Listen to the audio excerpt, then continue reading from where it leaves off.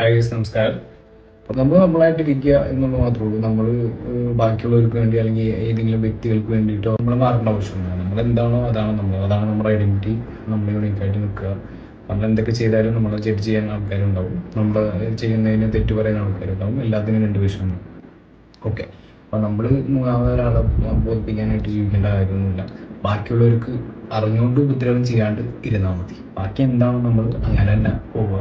അതേപോലെ തന്നെ എത്രത്തോളം നമ്മൾ താന്നു കൊടുക്കുന്നു അത്രത്തോളം നമ്മൾ ചവിട്ടി കയറാൻ ആൾക്കാരുണ്ടാവും, നമ്മൾ ചൊറിയാൻ ആൾക്കാരുണ്ടാവും, നമ്മൾ വേദനിപ്പിക്കാൻ ആൾക്കാരുണ്ടാവും. എല്ലാവരുടെ അടുത്തും ഒരേപോലെ നമുക്ക് പെരുമാറാനും പറ്റില്ല. നമ്മുടെ ബേസിക് ഒരു ക്യാരക്ടർ ഉണ്ടെങ്കിൽ പോലും നമ്മൾ എന്താ പറയുക, നമ്മുടെ പാവമായിട്ട് താന്നെടുത്തോളം നമ്മളെ വെട്ടിട്ട് തരാൻ ആൾക്കാരുണ്ടാവും. നമ്മൾ ആരെയും അങ്ങനെ ബോധിപ്പിച്ച് ആരുടെയും കോണ്ടാക്ട് കിട്ടാൻ വേണ്ടി ജീവിക്കാൻ എനിക്ക് വലിയ താല്പര്യമൊന്നുമില്ല. കാരണം എല്ലാവരെയും നമുക്ക് ബോധിപ്പിച്ച് എല്ലാവരെയും റിട്ടൈൻ ചെയ്തുകൊണ്ട് നമുക്ക് പോകാൻ പറ്റുന്നില്ല.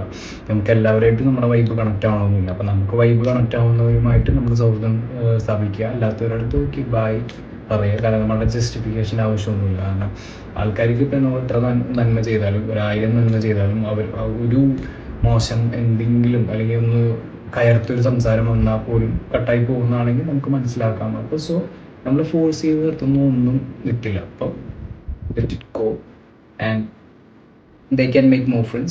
I can also make more friends. അപ്പോൾ നമുക്ക് നമ്മുടെ വൈബ് കണക്റ്റ് ആവുക, നമുക്ക് മെൻ്റലി നമുക്ക് ആരോഗ്യത്തിന് ഗുണമുള്ളത് മാത്രം നമ്മളെ ചേർത്ത് നിർത്തുക.